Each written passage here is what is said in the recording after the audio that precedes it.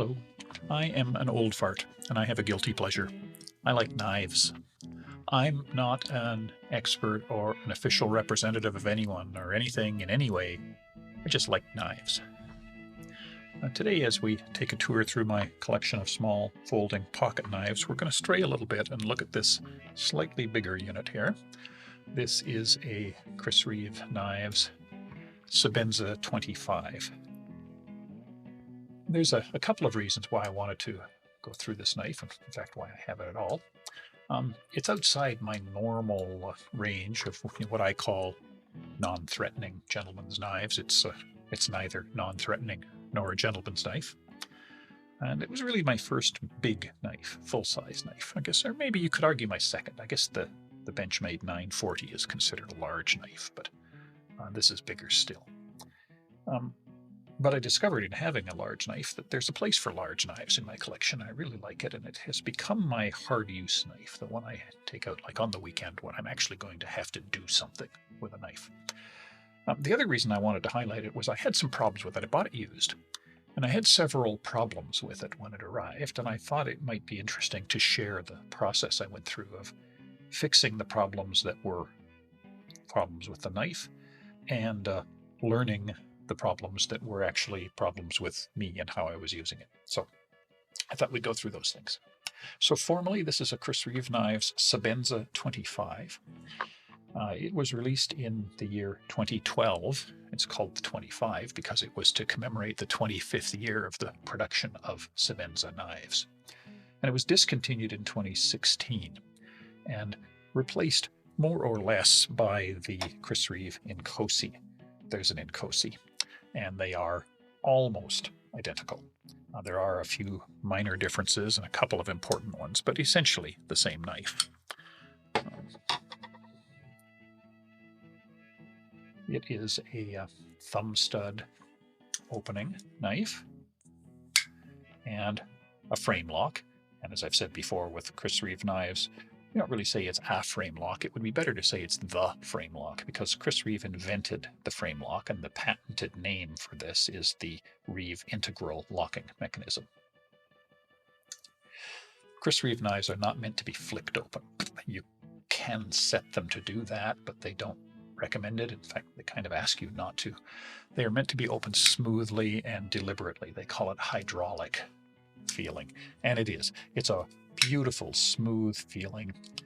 And when it gets to the end, you get that loud clunk and an ultra secure lock. So it feels like a no-nonsense, serious opening, seriously locked knife. We'll talk about the size. This is a big knife. Most important measure, it is 1.2 pocket calculators, which is among the largest of the knives I have. 3.6-inch blade, so well over the 2-inch limit, the 3-inch limit in places where that matters.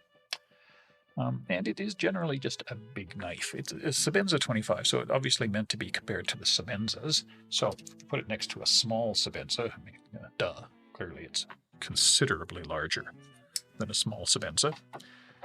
It was replaced by the Sebenza 31 and the Incosi. It's pretty much the same size as the Sebenza 31, although it is a heavier knife. I'll also compare what used to be the large knife in my collection, the Benchmade 940.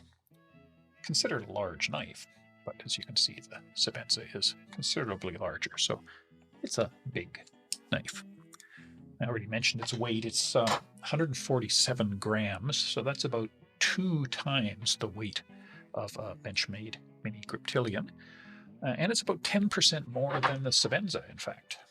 So it's a heavy knife. There's some more blade thickness, some more supported metal in the body. So this is a heavy, hard-use knife. Really nice blade that I like. I like the Chris Reeve blades. This is the drop point. There are 2 other blade shapes available as well, but I just love the drop point shape. It is a very large radius, very shallow hollow grind. It's almost a flat grind. Hollow grind means that it is ground on a wheel, but with a very I can't move my hands far enough and keep them on camera, with a very big radius. So there's a very, very slight curve in the blade there, but almost a flat grind. The modern Sebenzas, the Sebenza 31, just by comparison, has a smaller radius, so it's a noticeable curve on the flat part of the blade.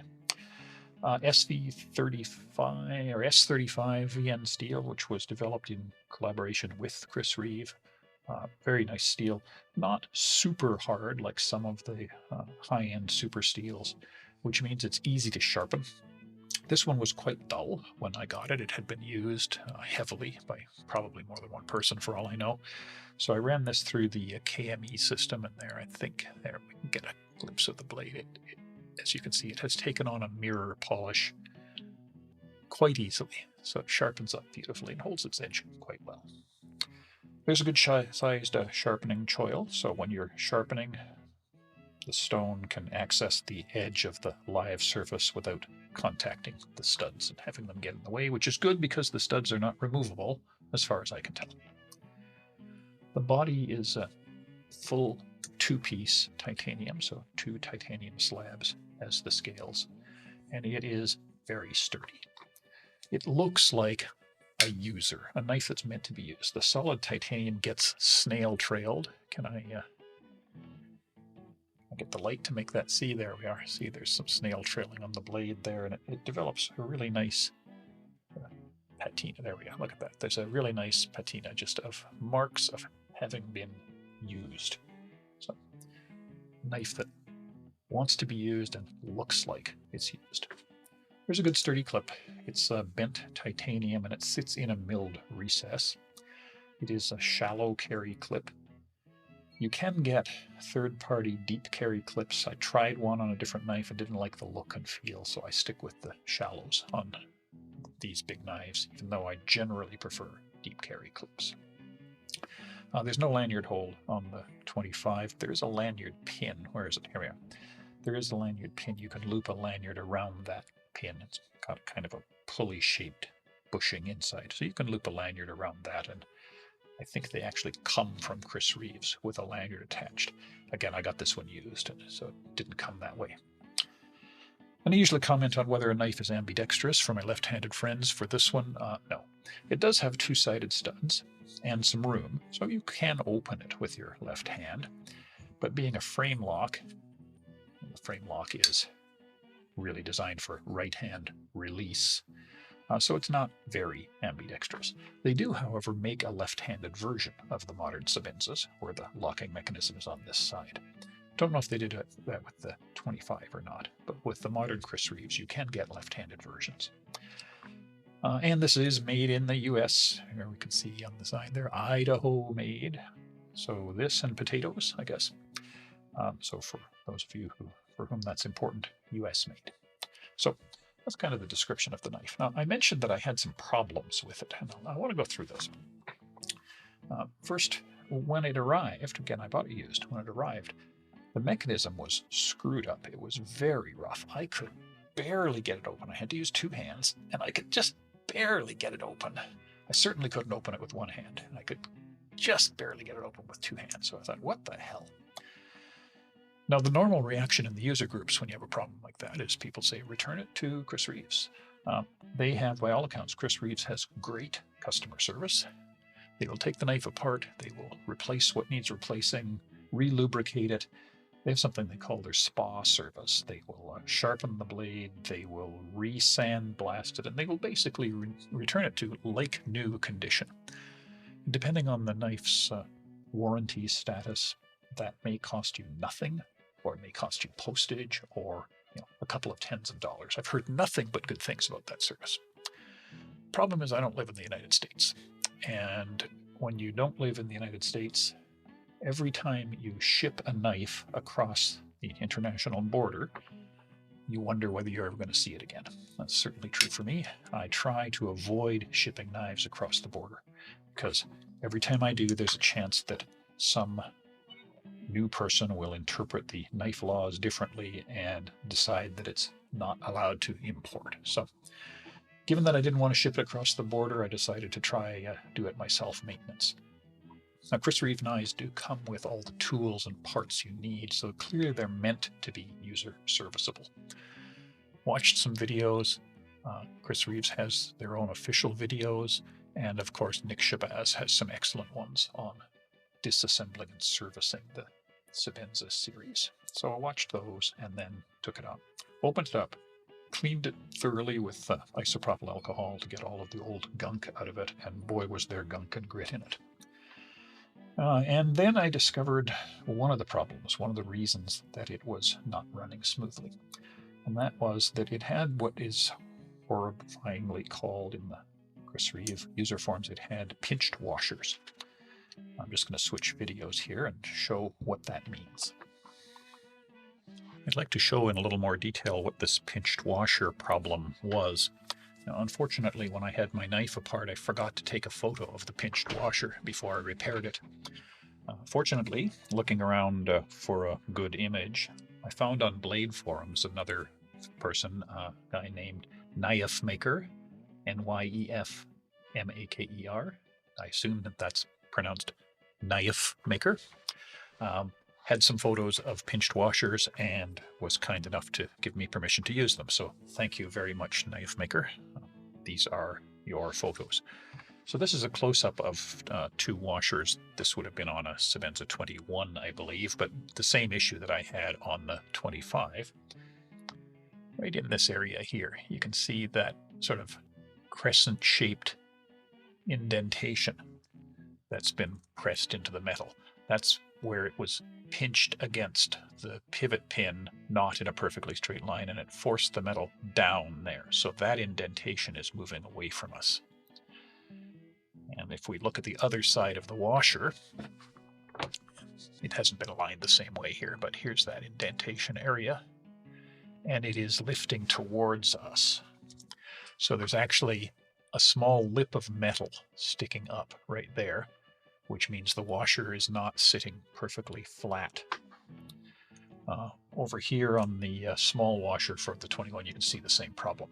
Here's an area where the metal has been pressed downwards away from us. And on the other side, the lip of metal where it's sticking up slightly. So that's what the pinched washer problem looks like, because the washers have been deformed against the pivot screw or pivot pin. They are not sitting perfectly flat. On one side they have a little dimple, and on the other side they have a little ridge that sticks up and means that they're not riding flat on the surface where they should be. So that's what the pinched washer problem looks like. Now again, those weren't my photos. And now I'm going to take the knife back apart and show you what I did to fix the pinched washers. I'm just going to take this knife back apart again quickly to show what kind of things I had to do on the inside. The double-sided pivot screw is turning freely, so I'll put a wrench in each side. Take out the male screw, which is the one on the presentation side. Pop out the female screw if I can get it to come out. There we are. And now the whole blade unit will slip out. There's the blade out. I think I'll clean this while I'm in there. I'm going to have to take the rest apart to show you the pieces I was referring to, so just take these two screws off, again off the presentation side, using the Allen keys that came with the knife. That's stuck tight. There we go. Break that lock.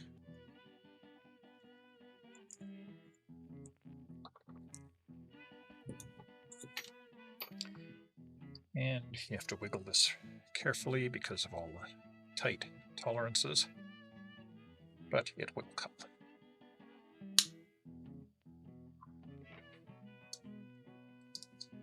There we are. So now I've got the pieces apart. I'm going to re-clean these in a minute. Second thing I want to show is just, I'm going to take this washer off. And I will re-grease these things before I put them back together. But I'm just going to take this and quickly clean it off a little bit.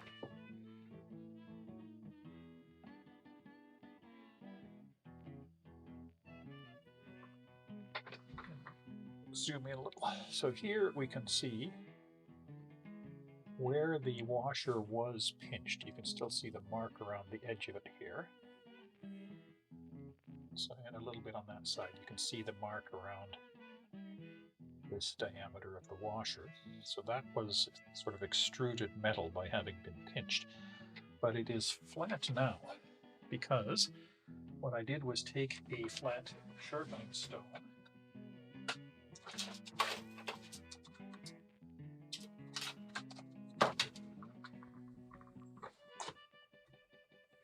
Here we go. What I did was take a flat sharpening stone. This is a Spyderco fine stone. And I carefully smoothed the protruding dimple of metal away on both sides, being very careful to keep the stone level so that I was only removing the material that was part of the pinch dimple. Did that on both sides. Then I took this strop with green sharpening compound and stropped both sides of the washer, so further smoothing it. Cleaned, repeated, and so on, and just checking visually until I was convinced that I had removed the majority of that dimpled piece of metal so that it is sitting flat again. Then reassembled the knife, re-greasing it, and the result seems to work fairly well. I'll just point out as part of reassembling the knife, on the 25, this washer has a little key in it, a small extruded tab there, which has to go in that hole. Again, that was bent when I received the knife.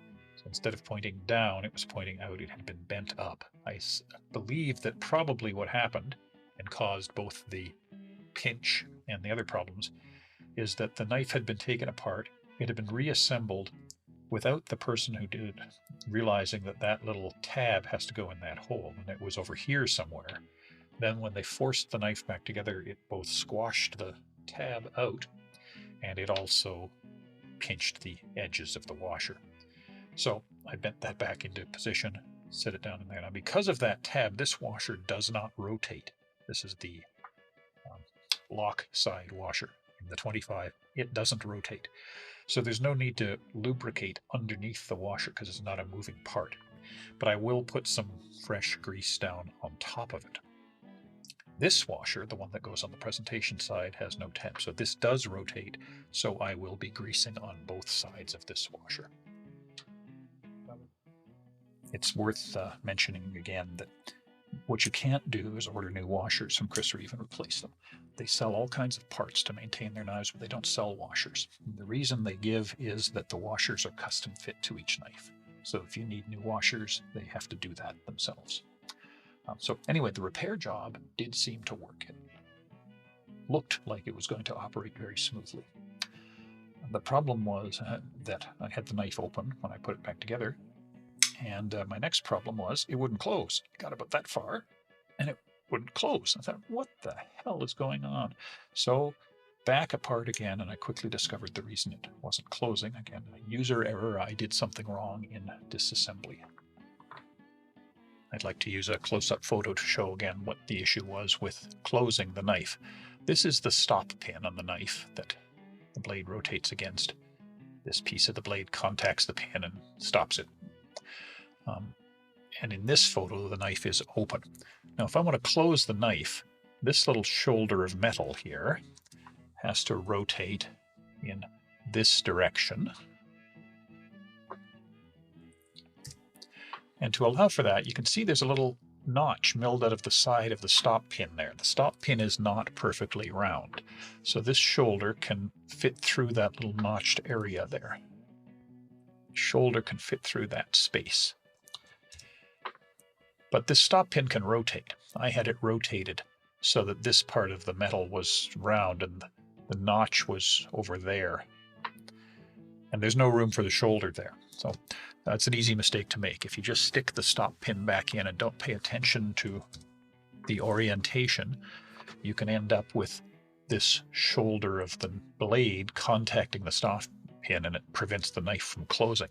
All you have to do is come back in and look closely at the pin and rotate it to make sure that this clearance that's been milled into the pin is lined up with the center of the pivot, and then there'll be room for the shoulder to move past it. So with that fixed, so now I've smoothed out the washers, I've made sure that the stop pin, this is the stop pin, made sure the stop pin is aligned properly, and re-lubricated everything. My Chris Reeve grease that came with the knife was empty, so I used nano grease.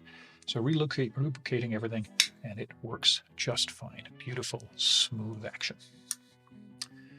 Final thing, in the early days of this knife, I had another problem, which is, although it was now operating really smoothly, okay, beautiful action, I still couldn't open it one-handed. If I tried to open it one-handed, it was just stuck fast. Now, what the hell is going on? And then I discovered I could open it with 2 fingers. If I put a finger on each stud, I could open it. So at first I thought, well, is it because I'm getting more strength when I use 2 fingers? That just doesn't seem right. It doesn't seem to be requiring much strength. So for a while I thought maybe it was like the angle of force. That if I'm using one thumb on the stud, I'm pushing that way, not parallel to the motion of the blade. Maybe it's jamming somehow. And when using 2 fingers, I'm pushing perfectly parallel with the body. So that was my working theory for a while, was that basically it had to be opened with thumb and forefinger, and that's why there were 2 studs. But then I saw all the other videos of people successfully opening it one thumb and thought, no, it's still not right. Something's going on. Eventually I figured it out. It was actually a different knife that led me to discover what I was doing wrong. And then I came back and applied it to this knife. So here's what I was doing wrong. When opening one thumb with just my thumb, what's going on this side? Well, I had this finger on the lock bar, and I was squeezing the lock bar while squeezing my thumb. So at the same time that I'm trying to get the blade moving, I'm squeezing the lock bar so that it's sticking into the detent on the blade. And the harder I pushed my thumb, the harder I was pushing on the lock bar. So it was all self-defeating. When opening 2-handed, that has got my finger out of the way, so I'm not pushing on the lock bar. That's what was going on. So I learned that just positioning my fingers carefully, getting them away from the lock bar, allows the knife to open with just the thumb. By the way, putting your fingers on the clip has the same effect. Because the clip is sitting on the lock bar, squeezing the clip squeezes the lock bar. So you got to get your whole set of fingers out of the way of the blade, and then it moves just fine. So I do, in fact, tend, now that I know that there's nothing wrong with this, I do tend to open it with the 2-finger technique because it's just easier than taking the time to get all of my fingers somewhere out of the way. And every now and then I'll still open it one-handed just to convince myself of keen. A note that this is the 25. This was replaced by the Inkosi and the 35. And on those knives, there's an Inkosi. One of the things they did was cant the clip. The clip here is parallel and it sits on the lock bar. The clip here is tilted to the left and it is not sitting on the lock bar. It's sitting on the body of the knife. So now I can squeeze the clip and I'm not squeezing the lock bar. So it's much easier to keep your fingers out of the way because you can rest them on the clip and open smoothly. So that was one of the changes to the Inkosi and the 35. But anyway, with this one, now that I know what the problem is, it's easy to avoid. And it opens beautifully with that wonderful Chris Reeve clunk. Okay, so that's the story of the knife. Well, that's really what I wanted to cover with this knife, is what was involved in fixing it, bringing up to a good working spec, and learning to use it. I'll quickly go through some other things, likes and dislikes, and and my usual blather. So what do I like? Well, I've kind of implied. I like that you can service the knife. It's clearly something they want you to be able to do. They send you the parts. There's videos available online. And I like, of course, the Chris Reeve action. That beautiful, smooth, hydraulic feeling and that incredibly secure clunk when it locks open, and firm, firm, firm lock. Love the Chris Reeve action. For this one, the 25, predecessor to the Nkosi, I love that it's ultra sturdy. This is a big, heavy knife. It wants to be used. There's no fear of hurting this knife. It's a user. The S35 steel is easy to sharpen, holds an edge, takes a mirror edge beautifully. And I like the solid titanium on this knife, the fact that the scales show the snail trails of wear. There we are. So it says, I have been used. And I like that. I like the patina on the scales. A couple of things that I don't like. First of all, I can't buy washers. I mean, really? Is the custom fit that important? My choice was maintain it myself or don't fix it at all. Surely a washer machined to some generic fit would have been better than me hand grinding a damaged washer on a sharpening stone. So come on, Chris Reeve, really? Sell washers. So if you do get one, be careful with the washers when you're reassembling it. They do pinch and deform. You'll notice that if you go into the online community, you'll find there's quite a controversy about reassembling Chris Reeve knives. A lot of the purists say that the way to reassemble it, imagine the blade is out, is to put the handle back together and then make a sandwich out of the blade and the washers and slide it in and then put the pins in. And doing that, they say you can't pinch the washers. And that makes sense. However, notice if you go to the official Chris Reeve webpage or their YouTube channel where they show you how to maintain these knives, that's not what they do. They do the traditional assembly that you would expect, which is they take the knife, they put the pin in, put down a washer, they put down the blade, they put down another washer. So they put it together in the way you would expect, and they're just careful. So that's what I did. I also don't like the squeezable lock bar problem. And I've seen a few other frame locks that have that problem now that I know what to watch for. So the design where the clip is over here so you can rest your finger on it is certainly a better design. If I am ordering a frame lock knife, especially with the straight clip, if a double stud is an option, I always order that now, knowing that that makes opening the knife much easier without squeezing the lock bar. That's my small list of dislikes. My internationally unknown knife rating system. How about we start with the NTGK, non-threatening gentleman's knife. Well, you got to say right up front, this is not trying to be an NTGK. It's neither NT nor GK. It's neither non-threatening nor a gentleman's knife. But I'll rate it anyway, just because. So, as an NTGK, let's start with the NT, the non-threatening. The good is, it opens slowly, and that's good for not scaring people. And you can open it two-handed if you're near really nervous people, which is, again, a good thing. The bad is, it's big.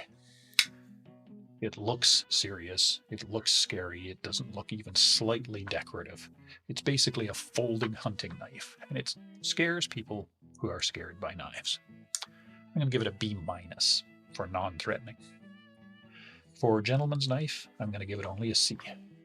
The good is the name, Chris Reeve. It's not like carrying a famous brand name pen. Who cares how well it writes? Everybody knows what that is. And the hydraulic smooth opening is kind of classy. Other than that, as a gentleman's knife, it's too big. Gentlemen don't carry folding hunting knives. It carries high in the pocket because of that pocket clip, so it's sticking out. It's just too functional. It's a knife that is intended as a knife, not as pocket jewelry. It's a weekend and vacation knife, not a take to the office knife. I'm going to give it a C as a gentleman's knife. So Overall, a B minus as an NTGK. Not that I don't love it. I love it. But I don't take it to the office. Now, the other end of the scale, how about the KM rating for knife nerds? Well, for knife nerds, A+. I mean, knife nerds love Chris Reeve knives. Just the name, Chris Reeve. The action is wonderful. The lock is wonderful. Knife nerds like to talk about the history of Chris Reeve knives. They can tell you which one preceded which and what it was commemorating and so on. I like the character in the scales. Knife nerds they'll look at that and say, oh, a user, you use your knives, good for you. So for knife nerds, A+. They love this knife. Finally, the CMR, the cut myself rating. Well, despite all the handling and the multiple disassemblies and the sharpening and so on, I've never cut myself in even a minor way with this knife, so it gets an A for that. CMR, A. So in summary, this knife came with some problems, but it was very maintainable, and I was able to fix them and bring it up to really good working condition. I was able to do that myself. And for US customers, sending it off to Chris Reeve and getting a spa treatment is another option, which apparently will bring it back to like new. There's a really satisfying action. I love opening and closing it. Once I learned the pinched lock bar issue, that is, until then it was quite frustrating. And it has become my go-to knife as a user. When I need to stick a knife in my pocket, when I'm on my way outside to work on something and I expect I'm going to need a knife, this is the one that goes with me. I'm not afraid of hurting it, and I know that it will put up with anything I throw at it, so I like it a lot. Well, thanks for following along, and we'll see you again next time. Bye-bye.